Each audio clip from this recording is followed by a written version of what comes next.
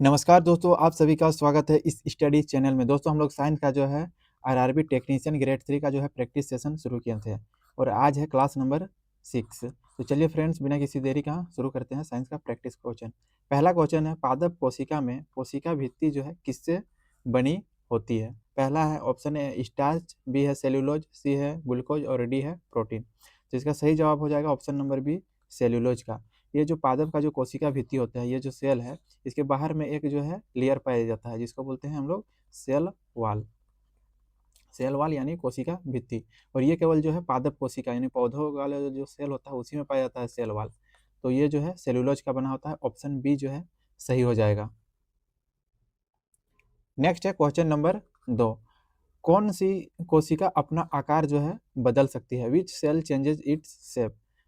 Option A है चिकनी पेशी यानी स्मूथ मसल सेल, बी है अंडाणु ओवम, सी है अमीबा और डी है तंत्रिका कोशिका नर्व सेल। तो इसका सही जवाब है option number C, amoeba. Amoeba जो है अपना आकार जो है बदल सकता है।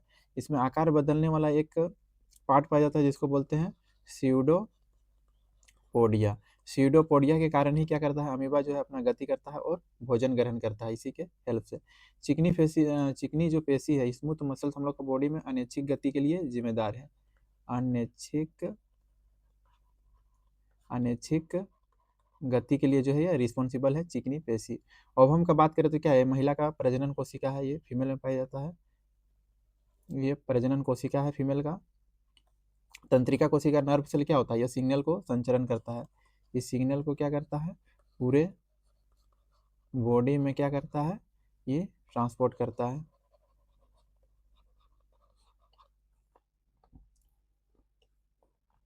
नेक्स्ट देखते हैं क्वेश्चन नंबर 3। निम्नलिखित में से किसमें जो है झिल्ली का अभाव पाया जाता है? Which of the following lakhs of membrane? बोल रहा कौन सा जो है कोशिका अंग में जो है, कौन सा कोशिका में जो है झिल्ली नहीं पाया जाता है? ऑप्शन है पादप कोशिका, बी है कवक कोशिका, सी है वायरस और डी है जंतु कोशिका। तो इसका सही जवाब है option number C, virus. Virus का जो सेल में जो है मेम्ब्रेन जो है नहीं पाया जाता है। तो ऑप्शन जो है सी इस करेक्ट हो जाएगा।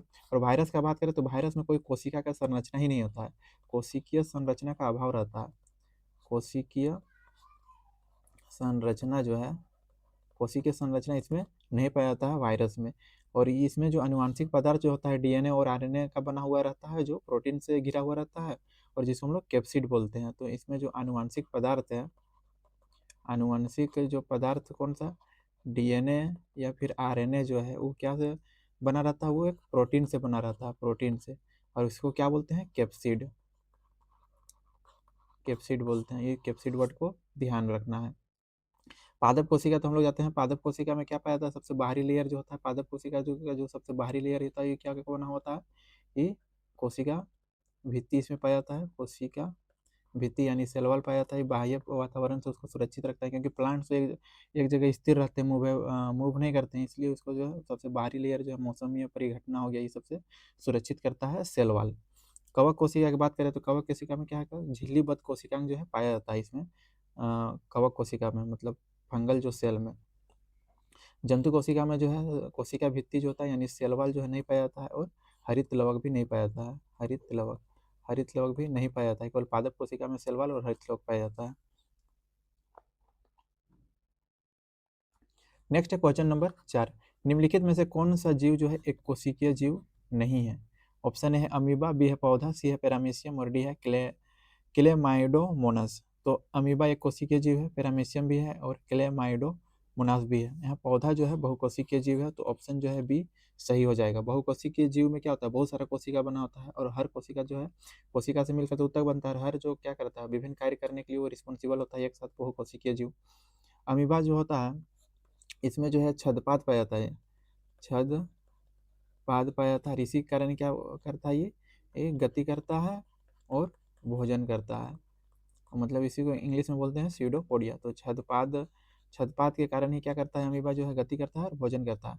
पैरामीशियम की बात करें तो इसमें एक पाया जाता है पछमाभ। पछमाभ पछमाभ एक पार्ट होता है इसमें, ये जो है इसका पैरामीशियम में ये इसको क्या करता है, गति और भोजन के लिए रिस्पॉन्सिबल है।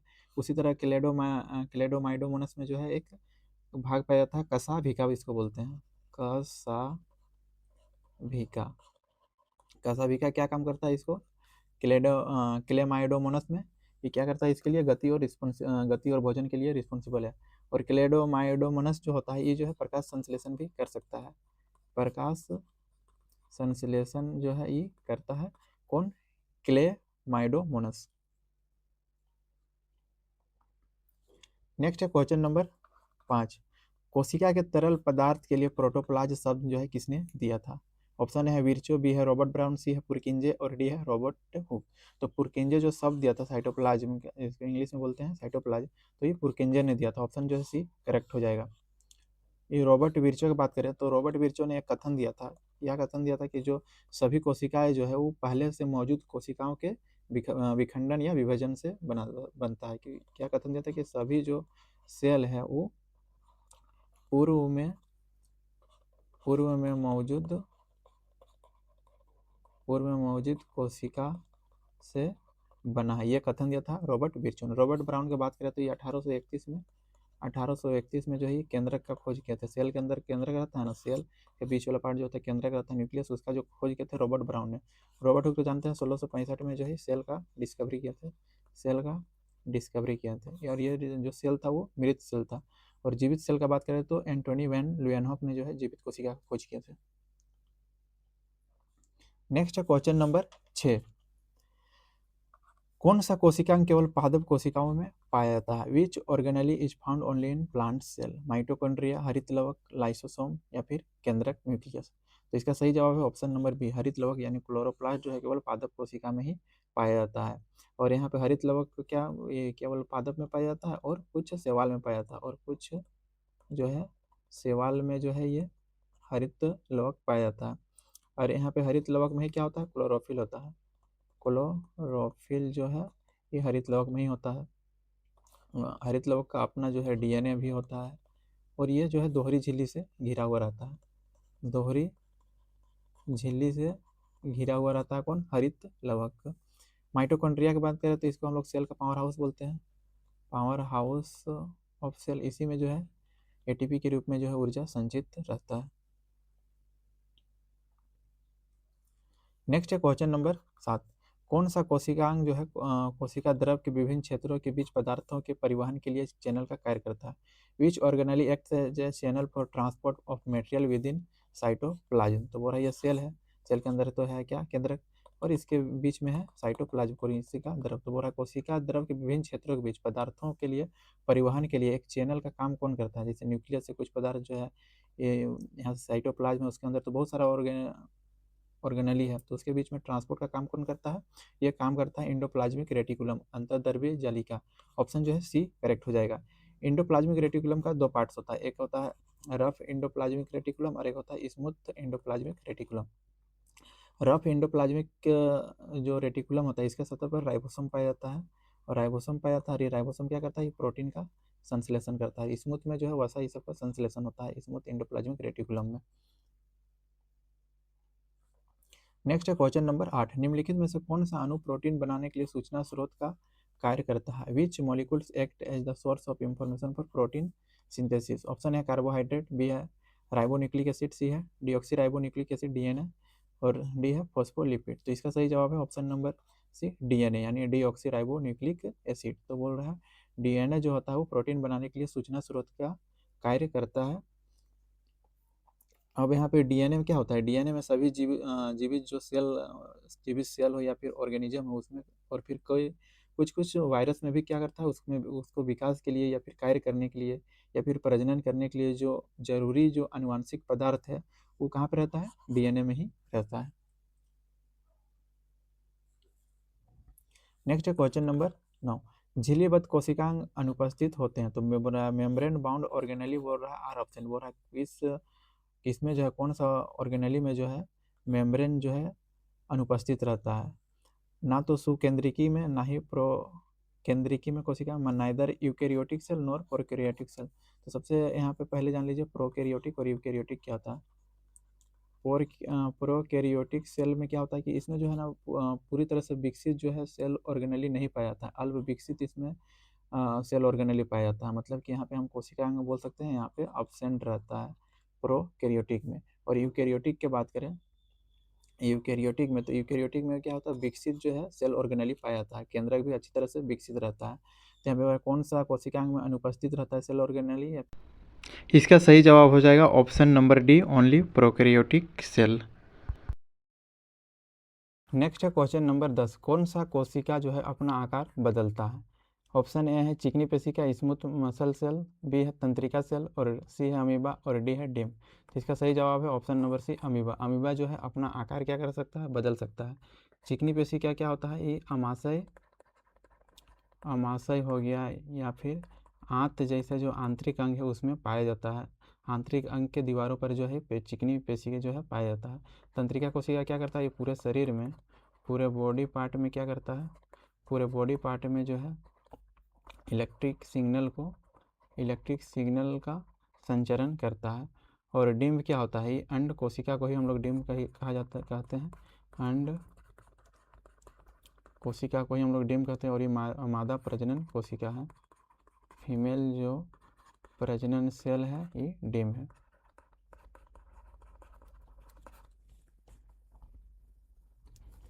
नेक्स्ट है क्वेश्चन नंबर 11, निम्नलिखित में से हमारे शरीर की सबसे लंबी कोशिका कौन सी है? तंत्रिका सेल, अंडाणु यानी ओवम, सी है रक्त कोशिका, और डी है वसा कोशिका। तो सबसे जो लंबी कोशिका हमारे बॉडी का क्या है, वो तंत्रिका सेल यानी नर्व सेल।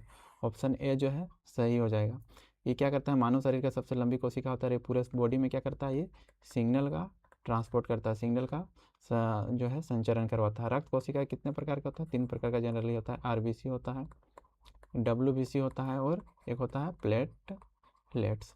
आरबीसी का काम क्या होता है, ईओ2 का परिवहन करता है पूरे बॉडी में। आरबीसी में क्या हीमोग्लोबिन पाया जाता है, हीमोग्लोबिन क्या करता है, O2 को लेके जो है पूरा बॉडी में जो है वो ट्रांसपोर्ट करवाता है। डब्ल्यूबीसी क्या करता है, प्रतिरक्षा का काम करता है हम लोग का बॉडी के लिए। प्लेटलेट्स क्या करता है, रक्त का थक्का जमाने में हम लोग का काम करता है। जब हम लोग का ब्लीडिंग होता है तो रक्त का थक्का बनता है प्लेटलेट्स के कारण ही। वसा सेल क्या करता है, वसा का भंडारण करता है, स्टोर ऑफ फैट बोल सकते हैं, और ये पूरे शरीर को गद्देदार और सुरक्षित रखने में मदद करता है, फैट सेल। नेक्स्ट है क्वेश्चन नंबर 12, कोशिका में 6 कार्बन अणु जो ग्लूकोज होता है C6H12O6 का बोला, 6 कार्बन अणु ग्लूकोज का 3 कार्बन अणु में टूटना कहाँ होता है? Where does the breakdown of 6 carbon molecules glucose into a 3 carbon molecules होकर? तो ये होता है साइटोप्लाज्म में, कोशिका द्रव में। ऑप्शन जो डी करेक्ट हो जाएगा। ग्लूकोज का जो है 3 कार्बन वाला अणु है ग्लूकोज, उसका जो है ये कहाँ पे होता है, कोशिका द्रव में। और इस प्रक्रिया को क्या नाम बोलते हैं, ग्लाइकोलाइसिस बोलते हैं, ग्लाइकोलाइसिस। इस प्रक्रिया को क्या बोलते हैं, ग्लाइकोलाइसिस। 6 कार्बन वाला अणु का जो है 3 कार्बन अणु में टूटना को प्रक्रिया को बोलते हैं ग्लाइकोलाइसिस। और ये ग्लाइकोलाइसिस जो होता है ये श्वसन का पहला चरण होता है, श्वसन का जो है ये फर्स्ट स्टेप होता है। ये ऑक्सीजन का अभाव में होता है, O2 की कमी में होता है ये। गोल्जी उपकरण का बात करें तो ये क्या कहता है, प्रोटीन और लिपिड का जो है परिवहन करता है या फिर पैकेजिंग करता है। ये प्रोटीन व लिपिड का जो है पैकिंग का काम करता है गोल्जी उपकरण। नेक्स्ट है क्वेश्चन नंबर 13। क्वेश्चन नंबर 13 का क्या है, पहला क्वेश्चन नंबर 13 में पहला क्वेश्चन है, जीवों के मूल इकाई क्या है? What are the basic units of life? तो बेसिक यूनिट्स क्या होता है, सेल होता है। ऑप्शन ए जो है करेक्ट हो जाएगा। उत्तक किसको बोलते हैं, कोशिकाओं के समूह को। ग्रुप ऑफ सेल्स, कोशिकाओं के समूह को क्या बोलते हैं, उत्तक बोलते हैं। जानवरों में जनरली क्या होता है, 4 प्रकार का जो है उत्तक पाया जाता है, 4 प्रकार का उत्तक पाया जाता है। 4 प्रकार का कौन कौन सा है, एक उपकला उत्तक होता है, फिर बात करें तो एक संयोजी उत्तक होता है, फिर संयोजी के बाद एक पेशीय उत्तक भी पाया जाता है, और फिर लास्ट में हो जाता है तंत्रिका टिश्यू यानी तंत्रिका उत्तक। नेक्स्ट है क्वेश्चन नंबर 14, 1665 में सर्वप्रथम कोशिका की खोज जो है किसने किया था? तो 1665 में जो है सबसे पहले कोशिका की खोज जो है रॉबर्ट हुक ने किया था। ऑप्शन जो है डी करेक्ट हो जाएगा। स्लाइडेन और स्वान की बात करें तो इन लोग क्या था, इन लोग सेल थ्योरी दिया था, सेल थ्योरी जो है स्लाइडन और स्वान ने दिया था कोशिका सिद्धांत। एंटोनी वैन लियोनार्ड ने क्या किया था, ये जीवित कोशिका का खोज किया था, जीवित कोशिका का जो खोज किया था, जीवित कोशिका का खोज एंटोनी वैन लियोनार्ड ने किया था। नेक्स्ट क्वेश्चन नंबर 15, निम्नलिखित में से कौन सा पदार्थ विसरण द्वारा कोशिका झिल्ली को पार कर सकता है? Which of the following can cross the cell membrane by diffusion? तो ये आंसर है ऑक्सीजन। ऑक्सीजन जो है विसरण द्वारा कोशिका झिल्ली को पार कर सकता है। विसरण क्या होता है? विसरण एक निष्क्रिय प्रक्रिया होता है जिसमें क्या होता है, उच्च सांद्रता से क्या होता है, निम्न सांद्रता वाला क्षेत्र में कोई पदार्थ जो है चला जाता है। उच्च सांद्रता से निम्न सांद्रता वाले क्षेत्र में जो है कोई पदार्थ चला जाता है, इसी को बोलते हैं विसरण। नेक्स्ट है क्वेश्चन नंबर 16, विभिन्न कोशिकांग मिलकर जीवन की मूल इकाई बनाते हैं जिसे कहते हैं अंग, उत्तक, कोशिका या फिर अंग। तो उसको हम लोग बोलते हैं सेल। ऑप्शन सी जो है करेक्ट हो जाएगा। नेक्स्ट क्वेश्चन नंबर 17, पादप कोशिकाओं की रसधानी में कौन सा पदार्थ जो है संचित नहीं होता है? तो यहाँ पे देखिए ये क्या होता है, ये सेल, मान लीजिए ये पादप कोशिका है तो उसमें जो है इस तरह का एक स्ट्रक्चर पाया जाता है जिसको बोलते हैं रसधानी या फिर इसी को बोलते हैं वैक्यूल। वैक्यूल का काम क्या होता है, इसमें जो है ठोस जो होता है, ठोस या फिर तरल पदार्थ जो है पादप स्टोर करके रखता है। और इसमें जो पादप जो रस भरा रहता है तो इसमें कौन कौन सा जो मेनली जो कौन कौन सा जो पदार्थ भरा हुआ रहता है, अमीनो अम्ल रहता है, इसमें अमीनो अम्ल रहता है, फिर इसमें शर्करा रहता है, फिर कार्बनिक अम्ल रहता है, और कुछ प्रोटीन भी रहता है, इस रसधानी में। तो यहाँ पे देखिए अमीनो अम्ल तो यहाँ पे रहता है, शर्करा भी रहता है, प्रोटीन भी रहता है, तो पूरा कौन सा नहीं रहता है? तो खनिज और लवण नहीं रहता है, खनिज लवण। ऑप्शन जो है डी सही हो जाएगा। नेक्स्ट है क्वेश्चन नंबर 18, ACR का पूरा नाम जो है क्या है? What is the full form of ACR? तो ACR का जो पूरा नाम है स्मूथ इंडोप्लाज्मिक रेटिकुलम है। बोले इंडोप्लाज्मिक रेटिकुलम का दो पार्ट था, एक रफ इंडोप्लाज्मिक रेटिकुलम और एक था स्मूथ इंडोप्लाज्मिक रेटिकुलम। तो ACR का फुल फॉर्म पूछा जा रहा है तो कौन सा हो जाएगा? Smooth endoplasmic reticulum. ऑप्शन जो है सी करेक्ट हो जाएगा। नेक्स्ट है क्वेश्चन नंबर 19, किस जीव की कोशिका विभाजन से जो है नए जीव बनते हैं? स्तनधारी का, पौधे का, एक कोशिकीय जीव का या फिर सरीसृप का? तो एक कोशिकीय जीव का यानी यूनिसेल्युलर ऑर्गेनिज्म का। तो बोल रहा है एक कोशिकीय जीव का जो है कोशिका विभाजन से नया जो है सेल बनता है। एक कोशिकीय जीव में क्या होता है कि जो एक कोशिकीय जीव के अंदर आ जाता है बैक्टीरिया हो गया, फिर प्रोटोजोआ हो गया, फिर और यहाँ पे ईस्ट भी एक कोशिकीय जीव है। तो इसमें क्या होता है, अलैंगिक जनन होता है। एक कोशिकीय जीव में क्या होता है, अलैंगिक जनन है, और इसी से जो है सेल डिवीजन होता है। अलैंगिक जनन का जो है बहुत सारा प्रकार होता है, बडिंग हो गया, यही सब क्या होता है, फिर फ्रेगमेंटेशन हो गया। तो ये सब अलैंगिक जनन है, और एक कोशिकीय जीव जो है जनरली जो है अलैंगिक जनन करते हैं, और इसी से जो है सेल डिवीजन होता है और नया जो है जीव बनता है। लास्ट क्वेश्चन है क्वेश्चन नंबर 20, संतति कोशिका में गुणसूत्रों की संख्या आधी जो है किस प्रक्रिया में होती है? By which process the number of chromosomes बोल रहा है reduce to half in daughter cells? विखंडन में, अर्धसूत्री विभाजन में, सूत्री विभाजन में, या फिर असूत्री विभाजन यानी अमिटोसिस? तो इसका सही जवाब है ऑप्शन नंबर बी, अर्धसूत्री विभाजन में। अर्धसूत्री विभाजन क्या है, एक कोशिका विभाजन का ही एक टाइप है जो जिसमें क्या होता है, गुणसूत्र का संख्या क्या होता है, इसमें जो होता है गुणसूत्र का संख्या जो है वो क्या होता है, आधा हो जाता है। गुणसूत्र का संख्या आधा हो जाता है, और इसी के कारण क्या होता है, इसी कारण जो है 4 संतति कोशिकाएं बनती है। 4 संतति कोशिका का जो है फॉर्मेशन हो जाता है अर्धसूत्री विभाजन में। सूत्री की बात करें तो माइटोसिस में क्या था, कोशिका विभाजन के कारण इसमें 2 संतति कोशिका बनती है। इसमें 2 संतति कोशिका बनता है। पूछा जाएगा कि अर्धसूत्री यानी मियोसिस में कितना संतति कोशिका बनता है? 4 संतति कोशिका, और गुणसूत्र का संख्या इसमें आधा हो जाता है। यहाँ पे माइटोसिस में गुणसूत्र का संख्या तो सेम रहता है, लेकिन जो यहाँ पे संतति कोशिका बनता है वो 2 बनता है, ये चीज़ याद रखना है।